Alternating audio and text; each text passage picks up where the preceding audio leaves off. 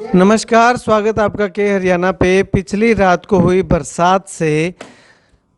लगातार जो है वो गांव के अंदर जल भराव की स्थिति जो है वो पैदा हो चुकी है। अब यहाँ पे हम आपको तस्वीरें दिखा रहे हैं, खारिया गांव की तस्वीरें। ये देखिएगा कि यहाँ पे किस प्रकार से जो खारिया की दुकानें बनी हुई हैं, जो मुख्य बस स्टैंड पे जो दुकानें बनी हुई हैं, उन दुकानों के अंदर तक जो है वो पानी जा चुका है। ऐसे में पूरे इलाके की तस्वीरें अगर आपको दिखाना चाहें तो आप देखिएगा कि खारिया गाँव का जो बस स्टैंड है, उसमें जो बाहर खुला मैदान पड़ा हुआ है, वहाँ पे जो है वो पानी किस कदर खड़ा हुआ दिखाई दे रहा है। इसके साथ अगर बात करें तो बचेर गांव में भी जो है वो अच्छी खासी बरसात देखने को मिली है। गांव के लोगों का कहना है कि पानी गांव के अंदर घरों तक तो नहीं घुसा, लेकिन खेतों में पानी जो है वो बहुत ज़्यादा इकट्ठा हो गया है। इसी के साथ ही अगर बात करें तो इलाके के अलग अलग गाँव के अंदर अच्छी खासी बरसात जो है वो देखने को मिली है। इसको यूँ कह सकते हैं कि मानसून की पहली तेज और ज़ोरदार बरसात जो है वो हमें रात को जो है वो देखने को मिली है। ऐसे में आप इस वीडियो को कहाँ से देख रहे हैं और आपके यहाँ पे बरसात कितनी हुई है और मौसम जो है वो अब कैसा है, वो भी कमेंट सेक्शन में कमेंट करके आप ज़रूर बताइएगा। और इसके साथ अगर बात करें तो अहमदपुर दारेवाला में भी जो है वो अच्छी खासी बरसात हमें देखने को मिली है। इसके साथ साथ यानी कि तमाम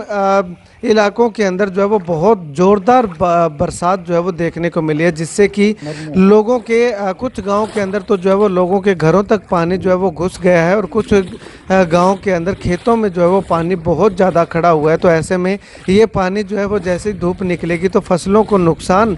पहुंचाने वाला हो सकता है। तो इसी के मद्देनज़र गांव के लोग जो हैं वो अपने अपने खेतों से पानी निकालने की जुगत में लगे हुए हैं। अब ऐसे में अगर बात करें तो एक समय था जब बरसात के लिए लोग तरस रहे थे, बरसात की मांग की जा रही थी कि हे भगवान बरसात दे, लेकिन भगवान ने बरसाया तो इतना बरसाया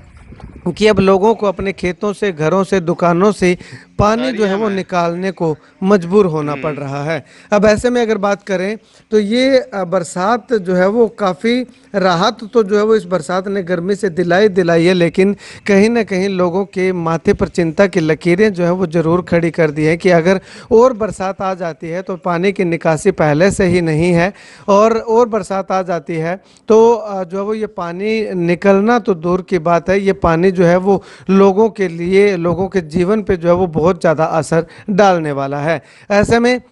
सरकार को चाहिए था कि पहले से ही उचित प्रबंध जो है वो हर गांव के अंदर पानी निकासी के किए जाने चाहिए। अगर गांव की बात करें तो तमाम गांव के अंदर अगर 10 mm बरसात भी हो जाती है तो पानी जो है वो 2-2, 3-3 दिन तक खड़ा रहता है, यानी कि पानी निकासी के उचित प्रबंध नहीं है। और इसके साथ अगर बात करें तो ये जो जोहड़ की खुदाई का जो लगातार सिलसिला चला था और उसमें जो है वो ठेकेदारों ने या कुछ कारणवश जो जोड़ पूरे तरीके से नहीं खोद पाए, उन गांव के अंदर जो है वो काम जो है वो बीच में पड़ा हुआ है। तो ऐसे में उन तमाम गांवों के लिए ये बरसात जो है वो काफ़ी बड़ी मुसीबत जो है वो खड़ी करने वाली हो सकती है। तो ऐसे में जो जोड़ की खुदाई जहाँ पे चल रही थी तो वहाँ पे समय रहते जो है वो उस खुदाई को कंप्लीट जो है वो किया जाना चाहिए था, लेकिन जिन गांव में कंप्लीट हो चुकी है उन गांव में पानी निकासी जो है वो जोड़ में पानी जो है वो समा सकता है, लेकिन जिन गांव में खुदाई सही तरीके से नहीं हुई